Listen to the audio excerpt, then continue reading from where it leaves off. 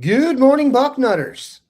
It is Thursday, April 9th, 2026. I am Dan Rubin. This is the Bucknuts Morning 5 and Change. I'm joined by Garrick, Hodge, as always.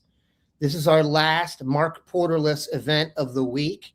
He'll be back on Tuesday, likely sunburned and filled with stories of managing teenagers and spring break. And if we don't see anything on him, nothing goes viral on the internet about him between now and then, that'll be good.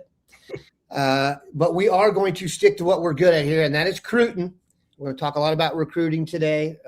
Another big visit weekend coming up with guys you are going to want to know, and guys you kind of know already because Garrick and Mark have introduced you to them both verbally and on video. Garrick, we're going to start with some news. I wouldn't necessarily say it's negative news, but as all of you know, we came out, Garrick put together the big board for March, where we are trying to let everybody know how Ohio State is practically approaching the recruiting class in this new NFL style. So you've got your first-round picks, your second-day picks, and your free agents. Those of you following the Sonny Styles of the world should be very comfortable with this tiered system. And one of the guys we had at the very top for Ohio State, Maxwell Hillard, offensive lineman of serious ilk. I believe Coatesville, PA, which is the home of Richard Hamilton, but no one cares about that. It's always felt like kind of a long shot to me.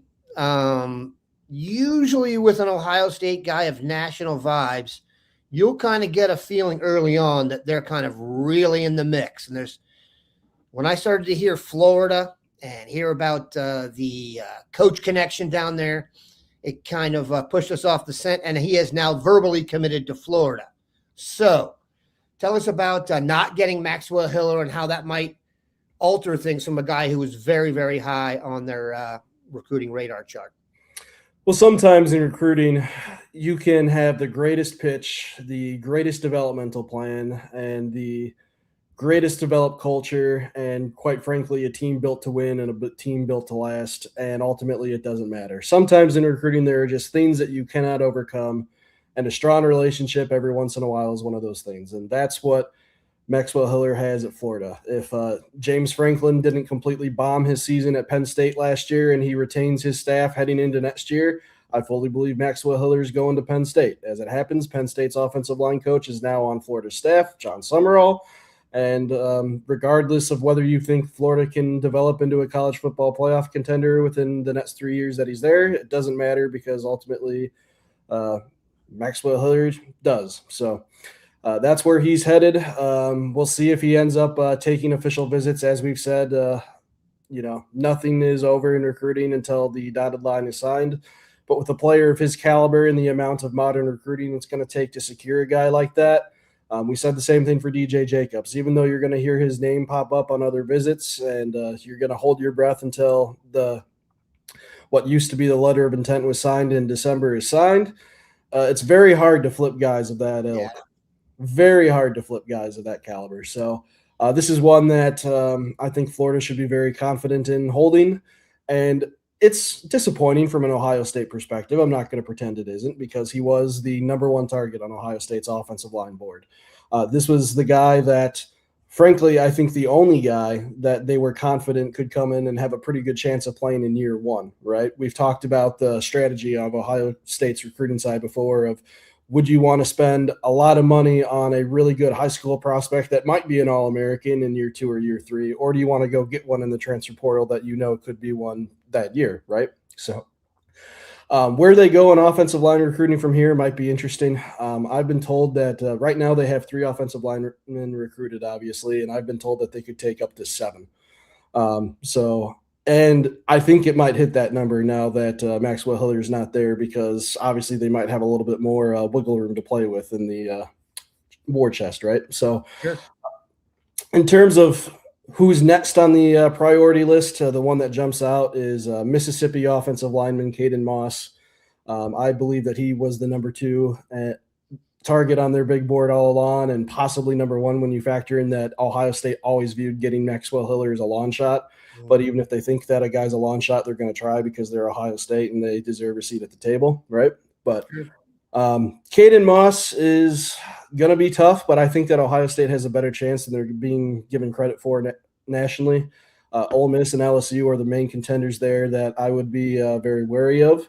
But Caden Moss already visited Ohio State this spring. He has an official visit set up. So Ohio State's going to get a chance to sign, seal, and deliver this one. We'll just have to see how that develops over the coming months.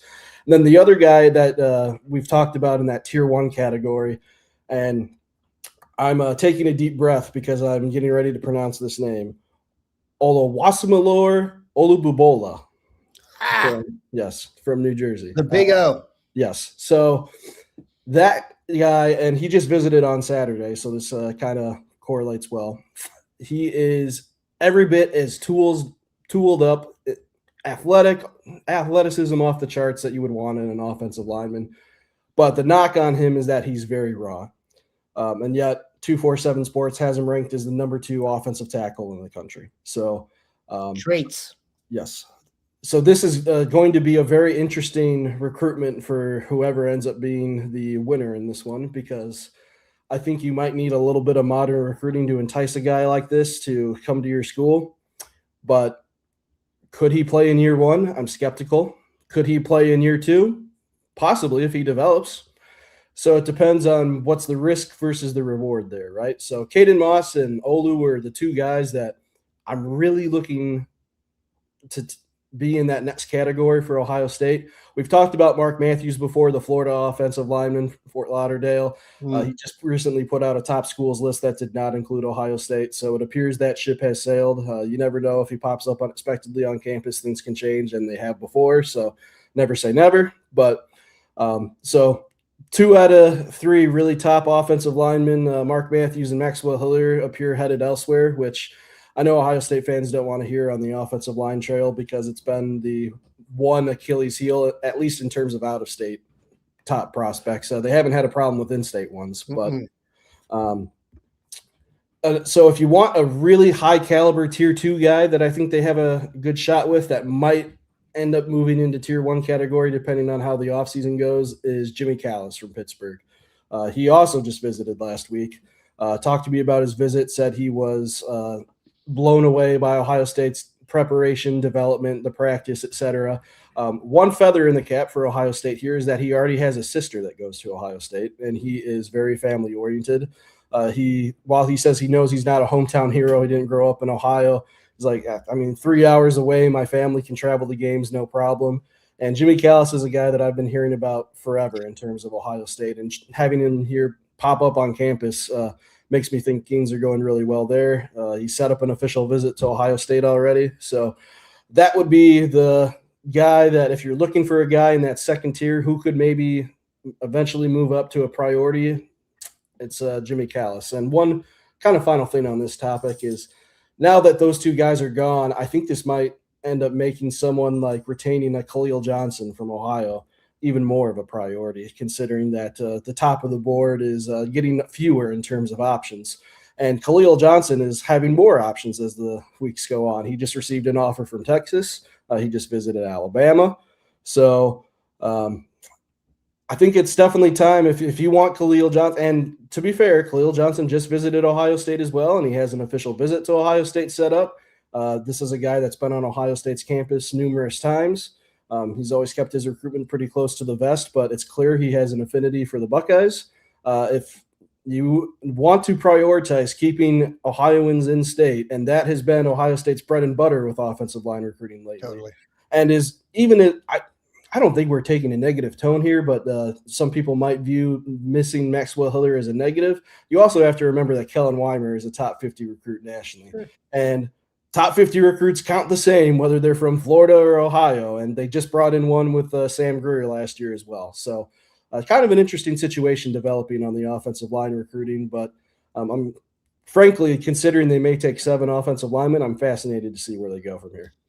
Ladies and gentlemen, he does work for me, and I was involved with his hiring, so I'm biased, but that was a tremendous update on offensive line recruiting, Garrick.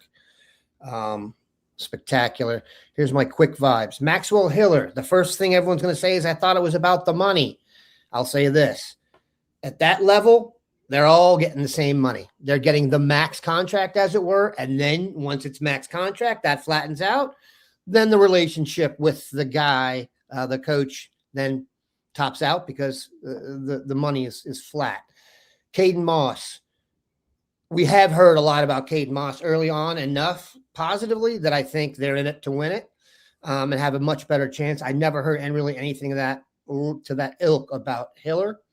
Then you got to ask yourself this in this modern era. Is it even worth it to go after Maxwell Hiller and spend the time doing that now when you probably aren't going to get him? Your time is money now. So you need to spend that time on someone you might actually get. I think it's a waste of time now to go after Hiller, given the way it's set up. Florida's not going to, Florida probably would just up the ante for a guy like that. I think that will close that one out. So we'll be on the look for that. Let's also talk about the visitors coming to town this weekend. I want to start with an offensive lineman because we kind of keep it tight there. We did it. Mark, though Mark is not here, somehow he contributed this week. Giver that he is. There was a Buckeye in the sky on Jackson Roper that went up. There was a long discussion on there about the quality of play. Jackson Roper is from Colorado. Colorado is not one of your traditional football states. Not to say they don't produce some talent, but they're not, one of your biggies. So there's always a little bit of concern with the quality of play. He does come from Cherry Creek, which is considered, the powerhouse of Colorado football. Has produced a ton of Division I kids. Your thought on Jackson Roper? He is very impressive on tape, very advanced, I would say, for an offensive lineman at this stage.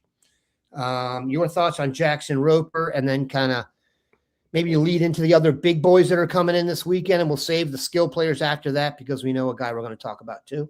Sure. Jackson Roper, we've talked about a lot of offensive tackles in the previous segment, and Jackson Roper, I think, is going to be a really damn good guard at the next level, or center, either one. I think he's just more built for an interior offensive lineman, 6'5", 305 pounds, very quick. Jackson has always had an affinity for Ohio State. He's popping in for another visit. He's been to campus numerous times already, which, as Dan mentioned, a guy from Colorado, that's not nothing. He has a ton of official visits set up already, one to Colorado, one to USC, one to Texas A&M, one to Oregon, and one to Ohio State. So this young man has plenty. A real five-some right there too. Yeah. This young man has plenty of options. He's coming in for a spring visit that I assume will only strengthen his connection with Ohio State and Tyler Bowen before his official visit coming this summer. And then Ohio State kind of has to weigh, all right, so because I am saying this with the, I guess, mindset in the back of my head that it's only a matter of time before Davis Seaman eventually is an Ohio State Buckeye. Agreed. So maybe Davis Seaman is probably also going to be a really damn good interior player. So Seaman is a local guy. He's the one, just to kind of background this, he's the one Ohio offensive lineman in the class with an offer that we kind of are almost penciling in. Yes. Bishop Watterson, I believe. And like he said, he's expected to slide inside. Yes. So Davis Seaman is also a guy that's rising up in the recruiting rankings. Yep. Just recently cracked the top 247. When he was offered by Ohio State, he was a 3-star guy that people were like, oh, yeah, I can see it. But after his junior season, and then he got invited to events like the All-American Bowl in San Antonio. And people are like, wow, this guy can really stack up against some elite caliber talent. Not just what you saw at Bishop Watterson, right? So do you want two really capable interior guys? Of course. And then it also comes to, where do you think Mason Wilt's going to play? Maybe he's at tackle, maybe he's interior. I think Kellen Weimer could also be an interior guy. I think he might be an offensive tackle as well. So there's only so many interior bodies that you want to take in a class, especially given 7. But I mean, hey, they might take 4. If they're really going to take 7, they might take 3 tackles and 4 interior guys. So it's just a matter of how many mouths to feed. What interior guys are they high on the most? Obviously, we're going to keep those updates coming on the big board and kind of tell you where we think the chips are falling.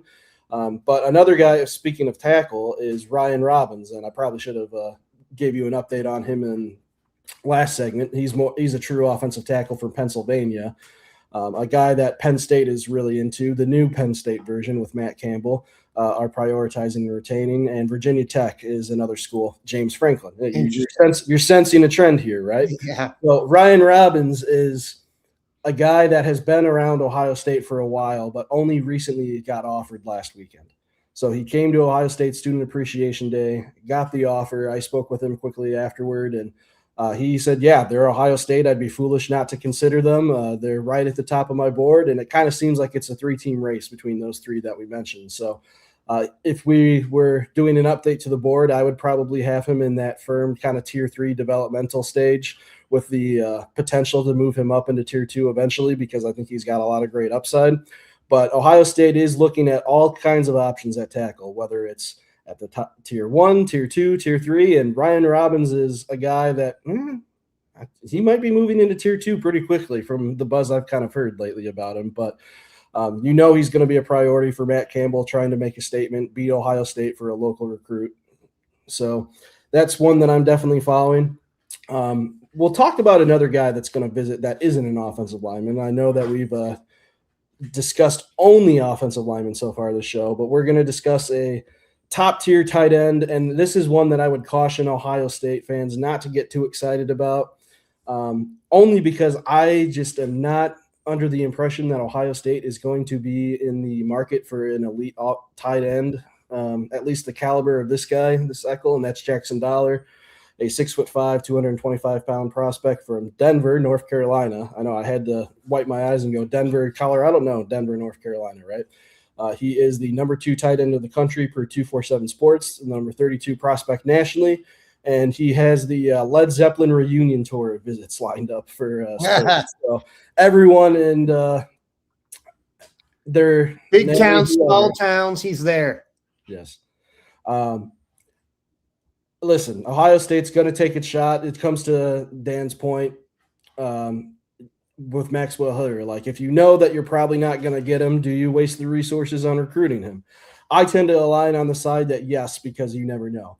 Like, if you would have thought even up 48 hours before the recruitment that DJ Jacobs had no shot of going to Ohio State, you never actually know until you see the process play all the way out. So if you succeed 1 out of 15 times on non-shot recruitments, I consider it a win, and I consider it, hey, well, if you didn't pursue that guy, you wouldn't have gotten him, and now he's a top player in your recruiting cycle. So they're going to take their shot with Jackson Dollar this week. I'm sure that he will love his visit. We'll see if anything develops there and if he really buys into Ohio State's developmental culture, because, again, Maxwell Hiller is going to Florida, and there's probably places that could have given him a little bit more of the pie, but he feels the most comfortable there. And there are some things with recruits that, well, it just different recruits value different things. Sure. And Ohio State's going to see what values the most to Jackson Dollar this weekend.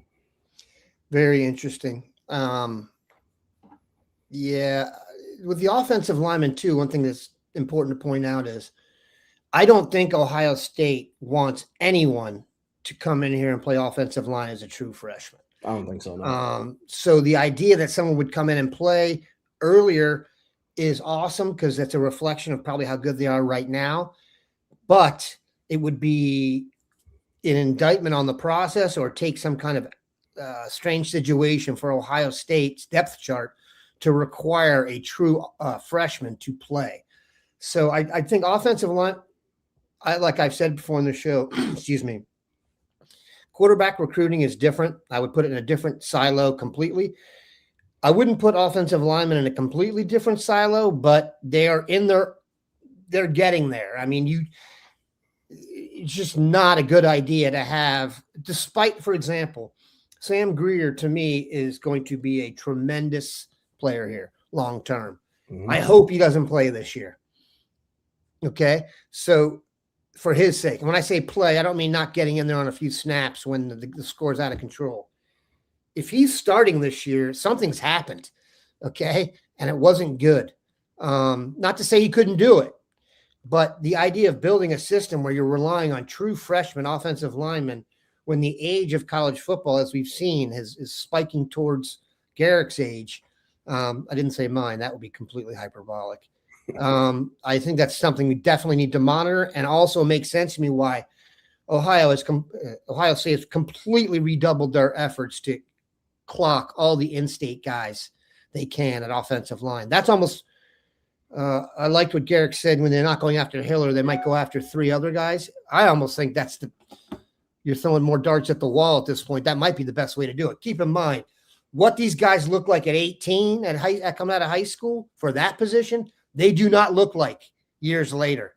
They add a human when they're there. You know what I'm saying? Mick gets a hand on them, and there are some positions where you just have to be have some junk in the trunk, and you're going against. I mean, you've got to block Rubin Bain and Akeem Mesidor. Okay, those guys enter your age jokes here or whatever. They're grown amen. Grown amen. So we want to send out some grown amen to get them. All right. Really quick, I always think that high-tier offensive line recruiting in this age is kind of a catch-22 because what's the mindset we always preach? Why would you pay big money to a guy that's going to take 2 years to develop when you could go get a guy from the portal that's ready right now? But it's a given fact that offensive linemen are probably, if not outright, the most developmental position in college in terms of, you got to learn the scheme. Outside of quarterback, I think the offensive lineman has to know the most about even the technical side, not the physical side. Precisely. Agreed, completely. Yes. So not only do you have to develop physically, you have to develop mentally as well. And most offensive linemen in high school are very one side or the other. Like they're a very run blocking team or they're a very pass blocking team. And it takes a while. It's very, very rare. And Hiller is one of those guys that is adept and has refined techniques at both run blocking and pass blocking. Usually they're advanced at the other and very raw at the other, or you get guys that are a little raw at both, but their measurables are off the charts, etc. Anyway, so it's always really interesting for colleges to navigate. And as you remember, Dan, not a lot of elite offensive linemen make it into the transfer portal to begin with. There are some, but there's only a handful every portal cycle. So it's not like Oprah. Like this team gets an elite offensive lineman. Just think off the top of your head right now. Name one. Name an elite offensive lineman that's transferred. I can't even think of one off the top of my head. And I can right now. He wasn't elite at the time. Who's that? Josh Simmons, but he wasn't elite at the time. Facts. Yep. He was a converted defensive lineman at San Diego State. I'm saying like the kid. There was the monster from Alabama who's from Iowa, transferred to Alabama, back and did that whole song and dance. Proctor, yep. Yeah, and that made national news because it just doesn't happen. Another thing to keep in mind is Jordan Seaton could be one, but I guess it depends on whether you value him as an elite offensive lineman. Freshman year he certainly was. Sophomore year was, I think, much more hype over substance. No, that's a good one. That's a great one. But keep in mind, we just had to battle to get one, and any other position we talk about, we can probably go, you know what I'm saying? It's just different. Another thing for these guys is, and I've heard this a ton, and this is more general, if you're an offensive lineman, you see in high school very little of what you're going to see in college. And it's not just the guys you're going up against. It's the 23-year-old middle linebacker block you have to pick up now is not as easy. I was told a story about one offensive lineman from Ohio State. First practice, he had to take on that guy and got trampled. And someone said, uh-oh. And that guy did not work out. We digress. Let's talk about the skill players coming this weekend. Headlined by a young man who we will have his Buckeye in the Sky up later today. Wouldn't you like that for synergy, Garrick? And his name is Eric McFarland. We've discussed him at great length. He is the next in line, provided the Legend Bay position is developed. Tyreek Hillish, young man. Eric McFarland, you've seen the video. You'll get to see it later today. This is a red carpet extraordinaire recruit. Yeah, Eric McFarland, originally in the 2028 recruiting class, I believe was the top wide receiver that they valued in 2028. And now in terms of 2027, I think he's right up there, and he might be number one outside of Jameer Brown. So This is a guy that he's not overly big. He's not even 6 foot. He's a premier slot guy. I mean, we saw what Malachi Coney, a guy like that, could do for Miami, especially with yards after catch. And what has Cortez Hankton been preaching so far in spring practice, Dan? Yards after the catch, because as great as Ohio State's wide receivers have been, especially last year, the playmaking ability after the catch was the one area that people felt need a little bit of room of improvement. So Eric McFarland is a guy that he gets the ball, he's a threat to score, right? It's just a matter of getting him the ball in open space. And I'm going to throw a little on the spot, would you rather? We did not discuss this on a pre-show meeting. So just because I had this conversation with someone the other day, and there is no right or wrong answer. It's just more interesting than anything.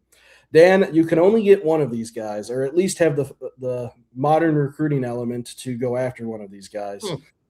Would you rather have a guy like Munchin Sales, who is 6'5" and a Blazer, or an Eric McFarland? But before you answer, let me just say this. You could, if you go after Munchin Sales, you kind of hope you already have one on the roster already with Chris Henry Jr., another tall wide receiver that's supposed to be an elite threat at jump ball passes that's also very quick. And you're going to have him for 2 more years after you at the least, after you would bring in Sales, theoretically. I guess it depends on their evaluation of Henry after spring. Like, how much more seasoning does he need? Is he ready to line up on the outside right away? Do we think that he's going to be 500 yards in his freshman year? Do we think that he's going to need a Marvin Harrison Jr. type year where he plays in blowouts, but he's not ready to handle that 15, 20 snap a game routine quite yet? So, or would you bring in a guy like McFarland where, yeah, there's a Legend Bay guy right now, but even Legend Bay just is such a unicorn that he's going to do many different things. I think Eric McFarland isn't going to be a guy that's in the backfield and taking handoffs. He could return punts and kickoffs, though. That much he could do. To bring in another guy like that Ohio State just quite frankly doesn't really have on its roster, unless you count Legend Bay in that spot. So I'm putting you on the spot, and it's not a fair question because there is no right or wrong answer. I think you can make a great argument either way. Dan, Rubin, which one would you take? Boy, that would be tough for me.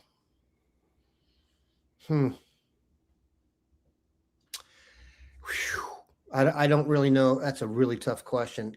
I think in the long run, I would take Munchin Sales, just because he's a number 1 receiver possibly. And the trickle-down effect from having a number 1 receiver is so big, as we've seen the impact it has. But that is the definition of a first world question, in that I sometimes hope to get the 2nd pick in the draft and let someone else make that call, and I'll be like, we'll take it, and I'll get no abuse. But, yeah, that would be a great question to ask. I think probably what I would do is hop in, if I was the person making in charge, like, right, I would hop in my very expensive car and drive over to my number 1 donor's house and talk about how we need to expand the budget and get both. But great question. Man, that would be it. I mean, I don't want to spend too much time in pie in the sky fantasy land, but could you imagine a class of Jameer Brown, Eric McFarland, and Munchin Sales? And talk about making an impression your first year at Ohio State, Cortez Hankton. Now, I don't want to get anybody excited. I think the chances of that are like, let's say, probably less than 1%. But still, it's fun to dream on. That's a good point. And what we're facing now is this. Since Indiana is now a football school, Munchin Sales is their version of Damon Bailey. If those of you don't know who Damon Bailey is, get your Google machine out. He was a legend who was offered by Bobby Knight as an 8th grader. So not a small name. And Indiana is, for basketball, is something special. And you know what? Indiana would probably go back now, and Signetti would probably get on the phone to their major donor and strike while the iron is hot. So elite first-tier guy. Who else is coming this weekend that we need to know about before we let the group get on with their Thursday?